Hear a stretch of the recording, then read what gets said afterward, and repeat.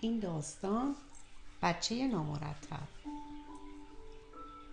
یه روز جاناتان به حسن و جمشید زنگ زد و بهشون گفت برن خونه اونا تا با هم بازی کنن. اتفاقاً حوصله حسن و جمشید خیلی سر رفته بود. برای همین از مامانشون اجازه گرفتن تا برن خونه جاناتان. مامانشون اونا رو رسوند و بهشون گفت من عصر میام دنبالتون، پسرای خوبی باشین. خب بچه ها گفتن باشه. مامان جاناتان خیلی مهربون بود. برای بچه ها آلاسکای میوه‌ای درست کرده بود که اونا عاشقش بودن. جاناتان گفت بچه ها بیاین بریم تو اتاق من بازی. وقتی اونا وارد اتاق جاناتان شدن دیدن وای چه اتاق کثیف و شلوغ پلوغی داره. تمام اسباب بازیاش ریخته بود تو اتاق، کتاب، ماشیناش، لگواش، لباساش هم قاطی این اسباب بازی‌ها موچاله هر کدوم افتاده بود یه ور. جمشید و حسن که خودشون خیلی بچهای مرتب و منظمی بودن از دیدن اتاق جاناتان وحشت کردن. بهش گفتن وای چرا اتاقت اینطوریه؟ چرا رو تخت خوابت انقدر نامرتبه؟ تو چطوری اینجا میخوابی؟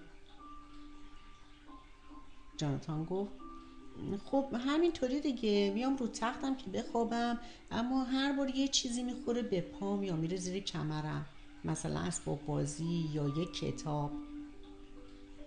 مامانم همش به هم میگه جاناتان اتاقتو تمیز کن، آدم باید همیشه مرتب باشه، اما من حوصله ندارم. حسن و جمشید به هم نگاهی کردن و گفتن خب حالا چی بازی کنیم؟ جاناتان گفت من یه ماشین پلیس دارم خیلی خوبه، کنترلیه، آژیرم میکشه. حسن گفت خب کوش، بیار بازی کنیم. اما جاناتان هر چی گشت ماشین پلیسش رو پیدا نکرد. گفت ای بابا، همین 2 روز پیش داشتم باش بازی میکردم، نمیدونم کجاست. جمشید گفت خب اگه بعد از بازی کردن میذاشتیش سر جاش الان گم نشده بود. جاناتان گفت خب عیبی نداره، میخوایم با قایقم بازی کنیم، انقدر خوبه، میذاریمش تو آب و با کنترل از راه دور راه میره. حسن گفت آخ جون چه جالب، این خوبه. اما هرچی جاناتان گشت قایقش هم نتونست پیدا کنه.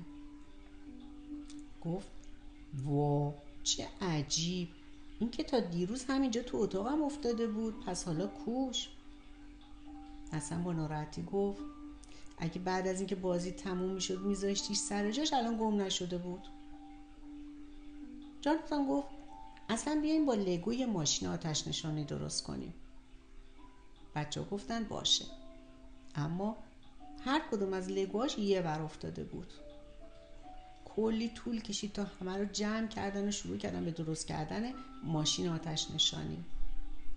نصف بیشترش رو درست کرده بودن، اما دیگه لگواش تموم شد، هنوز ماشین آتش نشانی کاملا درست نشده بود.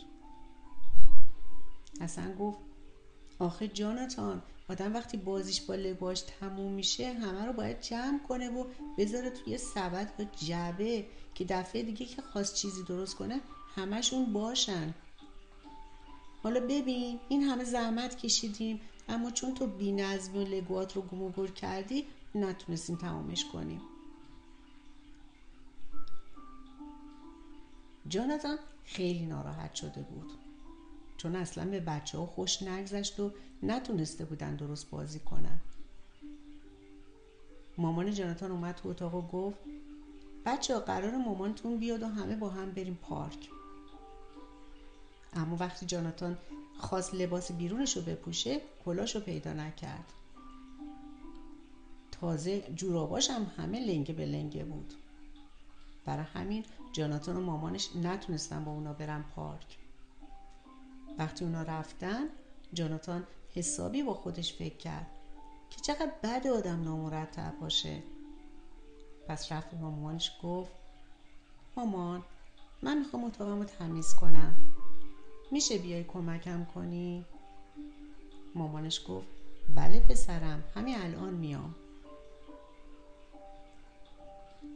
با هم شروع کردن به تمیز کردن و مرتب کردن اتاق جاناتان. وقتی لحاف روی تخت رو درست میکردن دیدن ماشین پلیسش اونجا زیر لحافه. قایقش هم تو کمد افتاده بود. چند تا از تکه های لگوش هم زیر یکی از لباساش بود که گوشه اتاق افتاده بود. اونا لگوها رو جمع کردن ریختن توی جعبه. بعد هم همه اسباب بازیاش.